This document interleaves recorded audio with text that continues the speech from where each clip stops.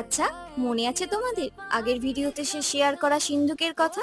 আজকে সেই সিন্ধুকের ওপরে আঁকিবুকি করার পালা। হাই, আমি তুলিকা। আমি ঠিক করেছি আমার ঘরের প্রতিটা জিনিস হবে অ্যাস্থেটিক অ্যান্ড মোর অ্যাস্থেটিক। জানো তো, অনেকটা ভাবলাম কি এমন করবো এই সিন্ধুকের ওপর যাতে সিন্ধুকের শোভা আরো বৃদ্ধি পায়।